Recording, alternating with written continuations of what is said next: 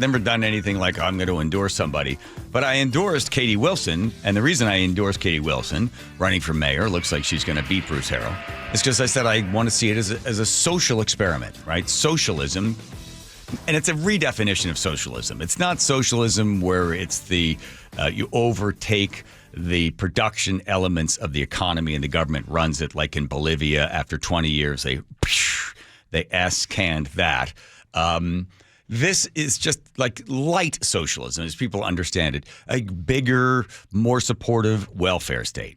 So then I just said, well, let's just see. So then you put it and I said, and then let it go unencumbered. Don't put restrictions on it. Let them have it. Let's just see if they can do it. And Katie Wilson, I believe in her heart, she just sees, like I believe from talking to her, and I won't put words in her mouth, that there are rich people that don't pay their fair share. You can see a lot of her stuff that she puts up about that. Corporations don't pay their fair share. That if we could get the rich people to pay just a little bit more, or quote unquote their fair share, and then the government would have the revenue that it needs to provide the services for the people that the people want. That's basically it, right? It's not taking over the production side of the economy, just getting more from the people that are rich, giving it to the government so that they can then send it out to everybody, right? There you go.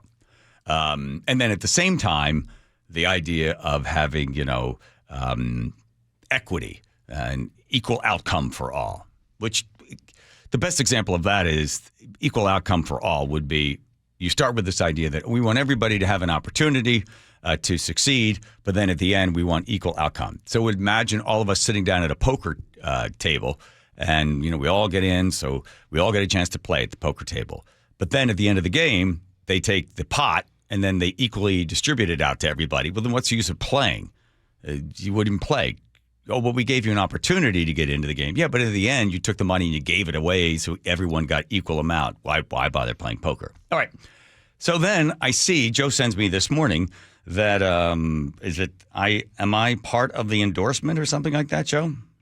Katie Wilson's campaign had posted your endorsement as an official endorsement. There it is. Katie Wilson for Seattle. This is unexpected. Thanks to John Curley for the endorsement. And by the way, nice photo of me.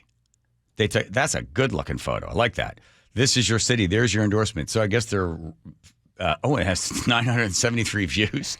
What did they say after they put the photo up? Did they write stuff underneath it? Yes, it was a thread. So they understand the context in which you are providing your endorsement. Oh, okay. So she said even greater thanks to Pelle Dragstedt, Red Green Alliance member of the Danish Parliament and author of the new book called Nordic Socialism, who I was thrilled to spend some time with recently. The socialism Curley maligns seems to be working fairly well in Denmark. Okay. First of all, Denmark is not a socialist country. Here's a bit of a history on Denmark. So Denmark, and if you ask them if they're socialists, they say that they're not, which they're not, because they're one of the most business-friendly countries you could possibly find. Do they have a very, very a generous system in place that the government provides for education, for childcare, for welfare, housing? I mean, they got it all. And the folks there are really happy with it. Denmark has 88% of the people there, when surveyed, are all in favor of the taxes, and they are high. They pay a 25% consumption tax, a VAT tax, value-added tax. That's 25%. Plus, the middle income pays 56% of their income. But the people are like, that's fine. We're okay with that because we get healthcare, we get education, we get all this stuff, all these bennies, we get vacation. We love it. So they take a huge portion of the money from the middle class, not from the very rich, but from where most people are. In fact, if you look at, there would be like in Denmark, it would be $91,000 would be considered the top rate in which they start to take that 56%. In the United States, to pay the top rate, you got to earn $536,000. Now, this is not a city. This is a country, but we can just sort of apply the same rules in the city of Seattle. So here's some of the other parts that they do there. So when it comes to corporate taxes, very low. Very low. It's 13%. And when the Lego company, which is family owned, was like, yeah, we're going to leave, They said, okay, don't leave. We're gonna reduce the taxes for you, Lego company. We're gonna how about down to 10%? So Denmark's estate and gift tax, because they were inherited tax, they lowered it to 10 rather than 15 because Lego is a privately held, family-run business. They didn't want to have to be taxed on the thing. So they lower it. And the corporate taxes are extremely low compared to where we are in the United States. So what you do is you incentivize businesses to start businesses and then allow those businesses to grow and employ people. And then you increase the size of the pie. Then the government comes in and grabs a big chunk of that pie and then distributes it to everybody. Out it goes.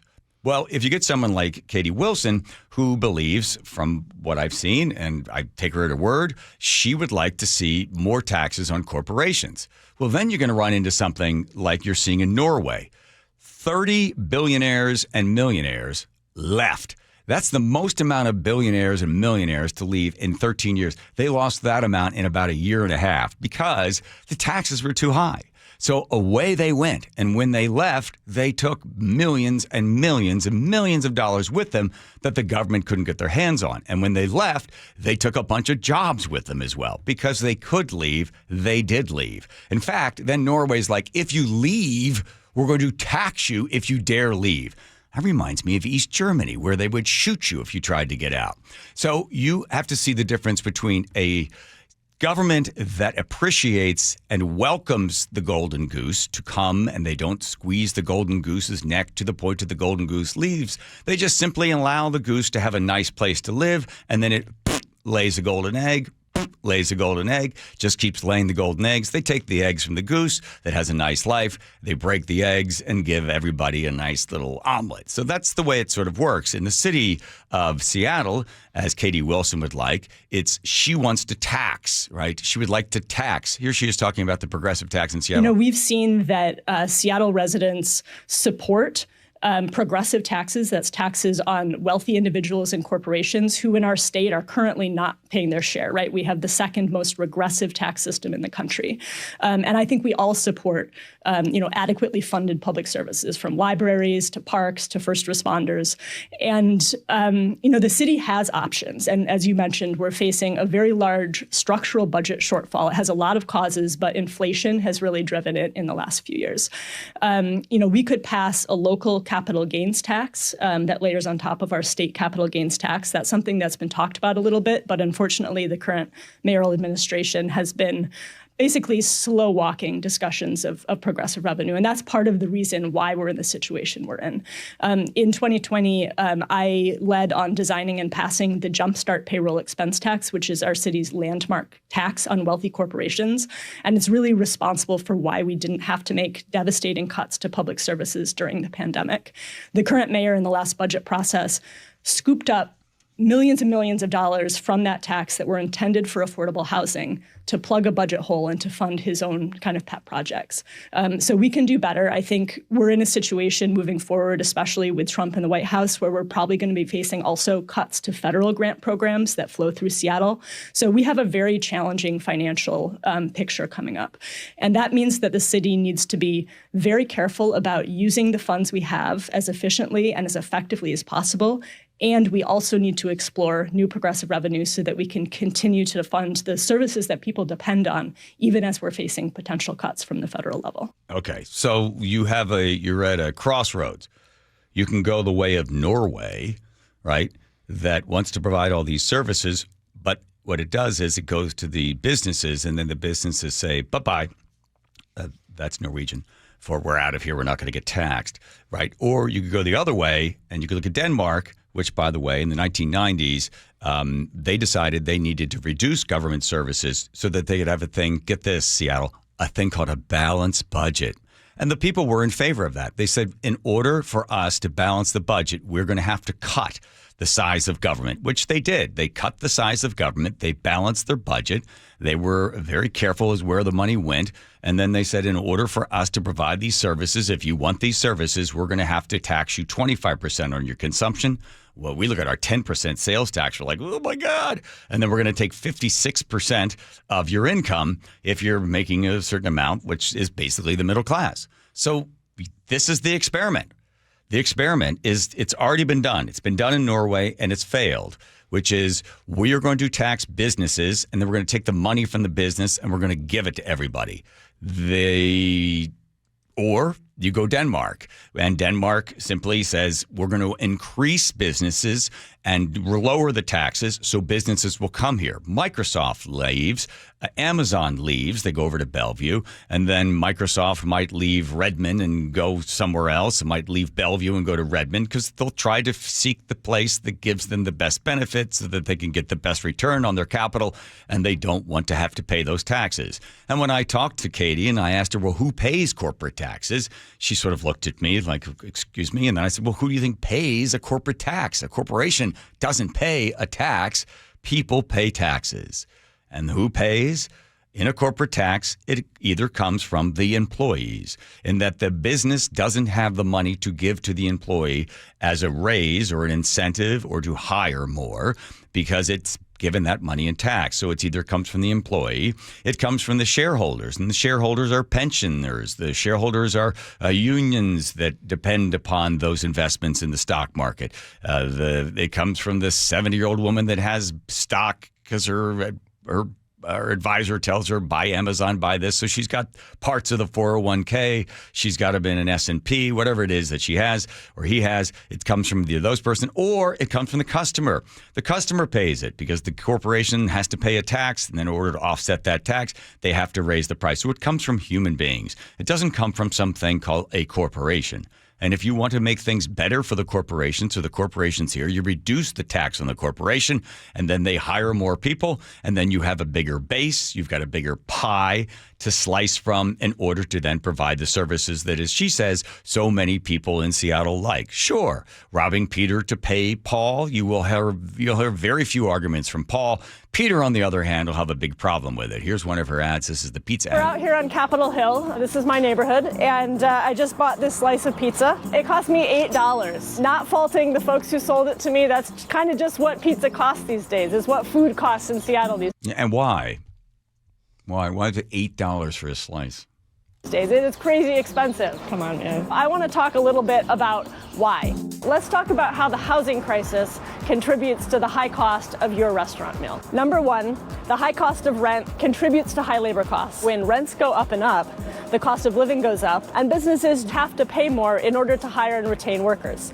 So that's one way high housing costs contribute to the high cost of your restaurant meal. Number two, people have less disposable income to spend at a restaurant. If you are paying 40%, 50%, 60% of your... Oh, I see. She's tying it all back to housing. Okay. All right. Right. And what they're going to do, I think what her plan is for housing is, again, to take more money from corporations and then give it to the government, and the government is going to then build houses. All right. Anyway, so there I am. There's a nice photo of me. I don't know when they took that one, but that's a nice photo of me. Wow, I don't even have a beard. I look like I'm 20, like 10.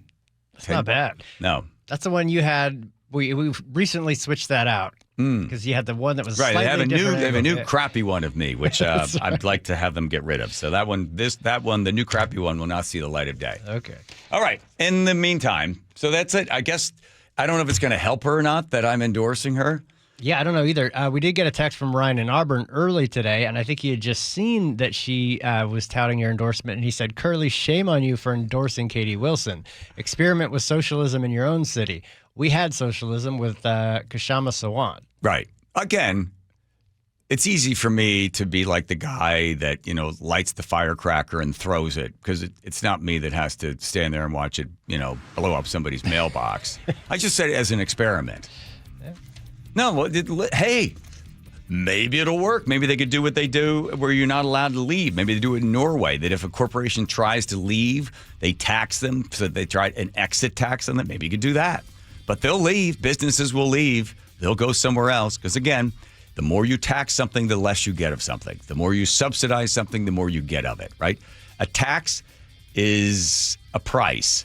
And when you raise the price of something, you will get less of it. But again, for my social experiment, that's why I'm endorsing Katie Wilson. I want to see this thing put into place. I want to see, does she think she's going to be able to tax corporations into staying here and force them to be able to pay that money? When someone takes your money in order to do good things for other people. That is when they are least responsible to you. And they do it with force. It's the only way you can do it.